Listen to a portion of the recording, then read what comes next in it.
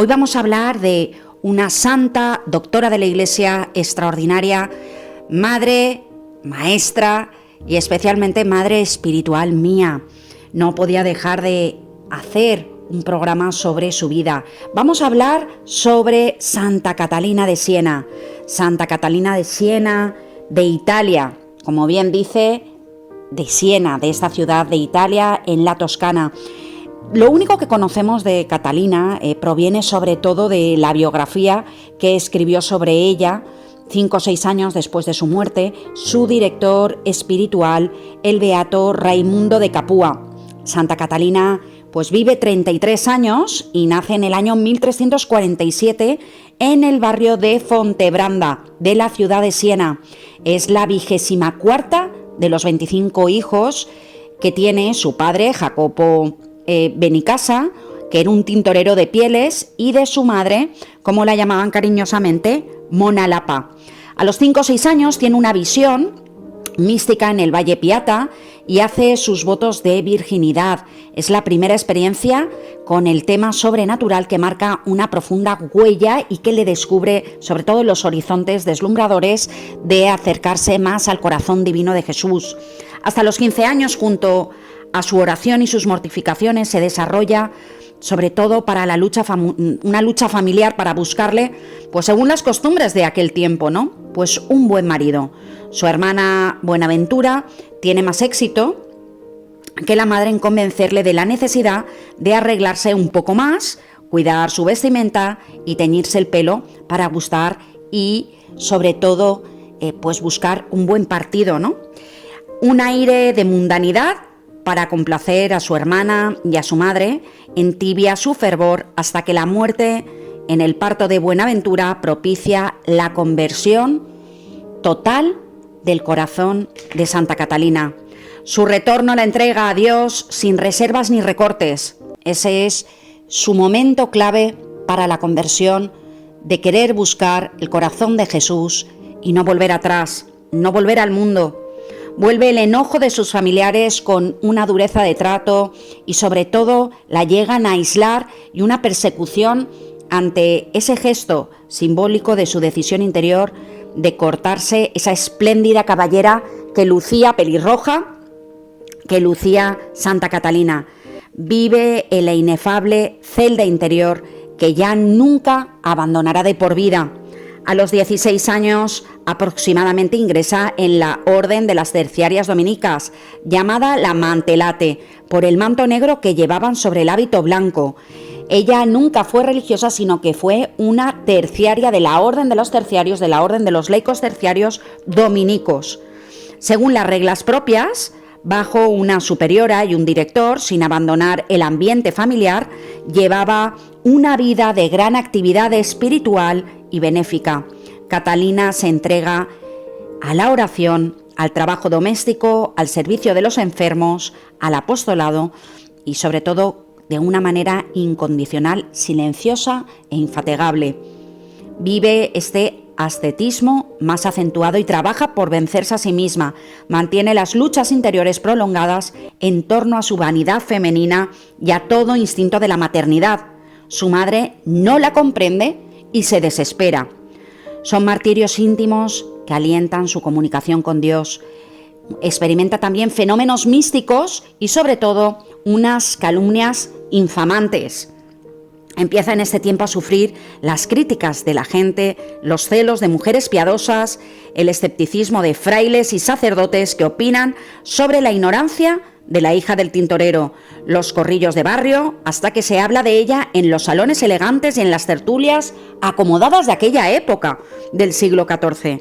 Mientras tanto, por la calle pendiente que lleva a Fontebranda, una rica dama, un sacerdote y un maestro de teología y un joven descreído se encaminan hacia la tintorería para hablar con Catalina.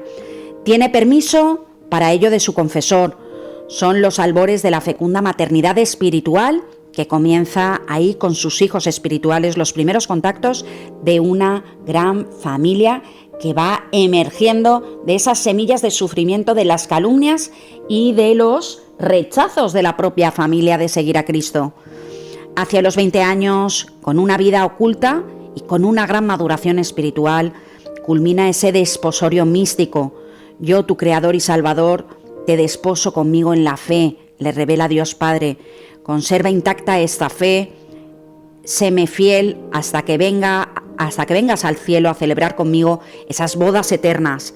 De aquí en adelante, hija, obra virilmente y sin tutiveos en todo lo que la providencia te presente.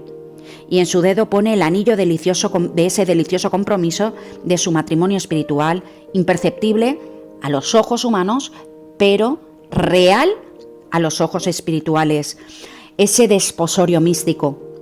A los 21 años acontece la muerte de su padre, Jacopo Benicasa, y a los 23 años recibe esos grandes dones de Dios, la prepara para esa gran misión que va abriéndose ante su espíritu hambrienta de la gloria de Dios y del bien de la Iglesia. Ella cree haber muerto y el grito de Dios le manifiesta los nuevos senderos de su existencia. Comprende con esa luz más cegadora todavía el valor de las almas a las que tiene que consagrar su ser y su morir de cada día. Crece inconteniblemente el cerco de sus amistades y de su maternidad espiritual, ayudándoles a llevarles a Dios con una gran sed por la sangre de Cristo. Cada mañana trae un nuevo hijo. Los nombres pues son muy diferentes y especialmente eran de la sociedad, de la alta sociedad de Siena y de Florencia. Muchos predicadores, pintores, sobre todo notarios también y médicos son los nombres que se reflejan como hijos espirituales de ella. Es la época de tránsito de su vida de contemplación a la acción, una intensidad de vida interior que va a tener una manifestación de darse ininterrumpidamente. Va a hacerse realidad su lema: las flores del amor para Dios, los frutos para el prójimo. Aquí, antes ya de cumplir los 25 años, ya empieza esa acción política de Santa Catalina, las primeras cartas a las grandes figuras del gobierno de la Iglesia y gobernantes de las repúblicas italianas, con sus primeras actividades públicas para promover la cruzada de regresar a Dios. Una Juana de Arco en su época en Italia. A sus 27 años, el Papa Gregorio XI le envía una bula de indulgencias con el encargo de que se haga una oración especial por él y por la Santa Iglesia. Es la vinculación oficial y solemne de Catalina a ese azar tormentoso de la Iglesia de su tiempo y de su obra de revitalizar a ese hombre caído. Se reúne en Florencia en un capítulo general en la Orden de Predicadores de Llamada para ser examinada en él. La Mantelata de Siena, de la que se cuentan tantas y tantas historias, no es una devota anónima, junto a un grupo incondicional de discípulos sumisos entusiastas. Este es un vago rumor en la calle de unos círculos de detractores y sembradores de sospechas, los cuales van calumniando la imagen de Santa Catalina. La orden asume esa responsabilidad de examinar su espíritu en profundidad y se le enseña por director de Raimundo de Capua, el que me dijo, dice Catalina, la dulce Madre María.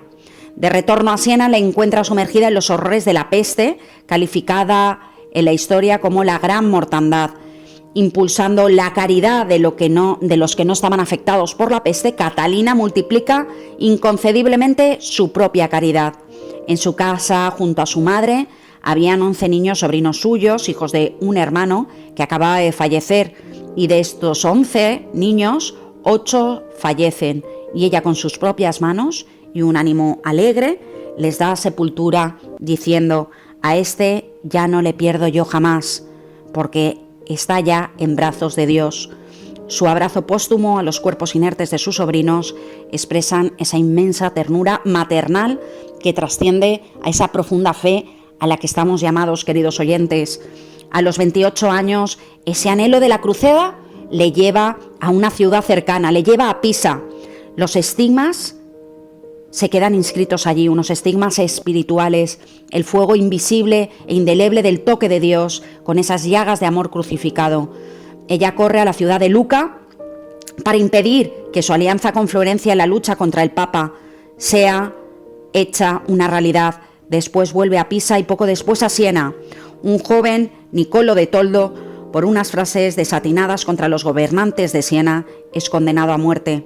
Tortura a Catalina esa rebeldía del joven Niccolò contra los hombres y contra Dios. Llega hasta él, lo cuenta ella misma en una carta estremecedora que os voy a leer a continuación. He ido a visitar al que sabéis y experimentó tal consuelo y alegría que se confesó y se encontró en las mejores disposiciones. Me hizo prometerle que cuando llegase la hora de la justicia estaría a su lado, y he hecho como le prometí. Por la mañana, antes del primer toque de campana, fui a verle y recibió un gran consuelo. Le llevé a oír misa, recibió la Sagrada Comunión de la que siempre estuvo alejado. Su voluntad se hallaba sometida a la de Dios, solo temía ser débil en el momento supremo y me decía: quédate conmigo, no me abandones y todo irá bien y moriré contento. Y descansaba su cabeza sobre mi pecho. Entonces sentí un gozo y un perfume, como de su sangre mezclada con la mía, que deseo verte por mi dulce esposo Jesús. Ese deseo aumentaba en mi alma, y observando su angustia le dije: valor dulce hermano mío, que pronto estaremos en las eternas bodas. Irás bañado en la dulce sangre del Hijo de Dios, con el dulce nombre de Jesús, que nunca debe de salir de tu memoria y de tu nombre, de tu memoria, y te esperaré en el lugar de la justicia. Todo terror se alejó de su corazón y la tristeza de su semblante se troncó en la alegría y decía: ¿de dónde tan singular gracia que la dulzura de mi alma me esperaré en el lugar santo de la justicia? Ved la luz que había recibido cuando llamaba santo al lugar de la justicia, y añadía: sí, iré fuerte y alegre, y me parece que he de esperar 1000 años, aun cuando pienso que estaréis allí. Y pronunciaba tan dulces esas palabras que la bondad de Dios era para hacerme morir de alegría. Esa espera de Santa Catalina, envidiando esta santa muerte porque se iba a reunir con el Creador. Eso es lo que más entusiasma de la profunda fe de esta Virgen y de esta doctora de la Iglesia que nos va dejando en su infinita misericordia y en sus enseñanzas. Ya tenía 29 años en la víspera de la festividad del Corpus cuando Catalina se va a la ciudad de Florencia para pedir la paz al Papa y el Papa hacer las paces con ellos. Van a Aviñón a negociarlas. Daros cuenta que en la época de Santa Catalina hubieron hasta 3 papas, uno en Roma, otro en Florencia y otro en Aviñón. Ella es la que hace por ayudar a la Iglesia y sobre todo interceder políticamente para que se vuelva a Roma, no se queden en Aviñón, porque hubieron más de varios papas que estuvieron haciendo su papado desde Aviñón y ella los convence para que esta misión regrese a Roma como roca de la Iglesia. Ella suplica al Papa el perdón para Siena, comprometida en la rebelión de Florencia. Imaginaros su vida, que ya a los 32 años se dirige ardientemente a una campaña en favor del verdadero Papa Urbano VI.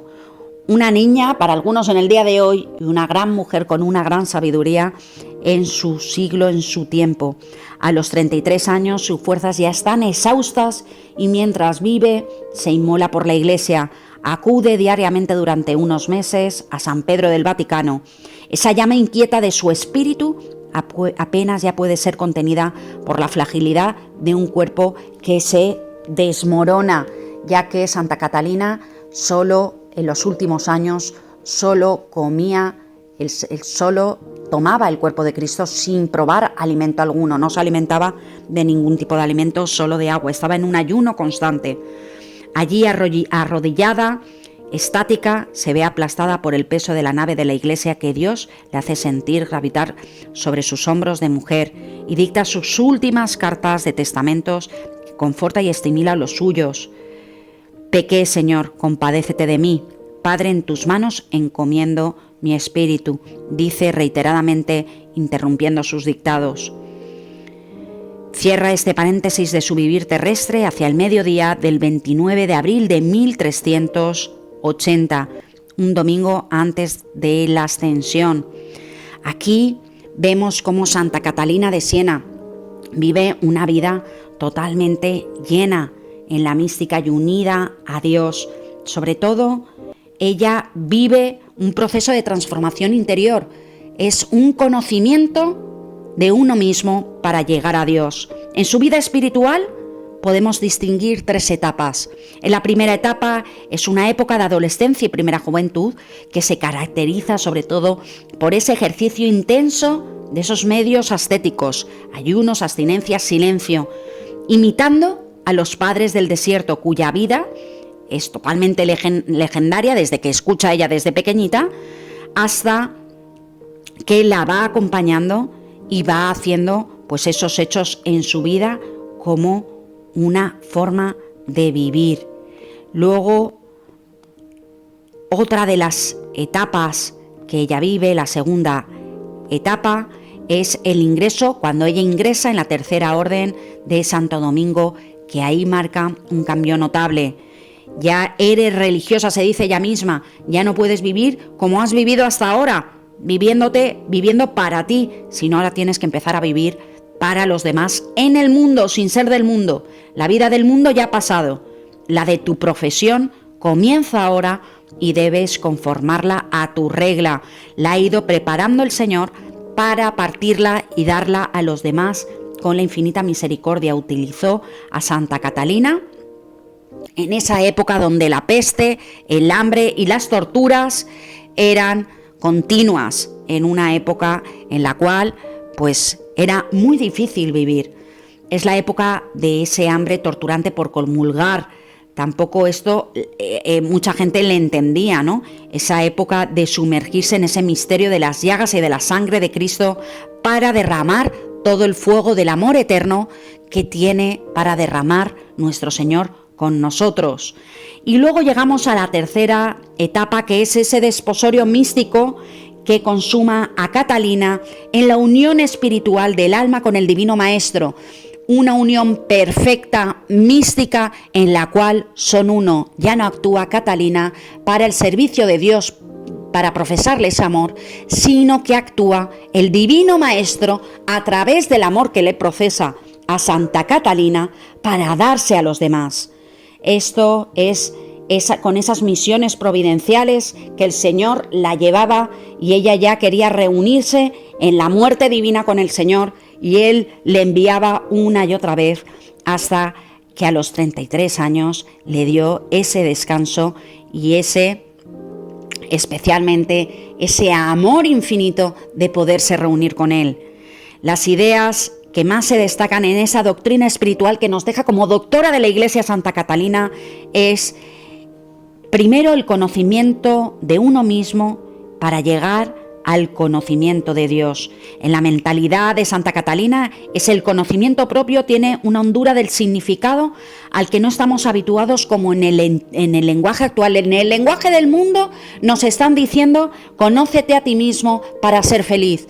En el lenguaje de Santa Catalina lo que te está diciendo es: conócete a ti mismo para llegar a esas virtudes divinas y poder estar en una unión perfecta para llegar a Dios. El alma abre los ojos del conocimiento y ve que por sí misma no es nada, pues que todo procede de Dios.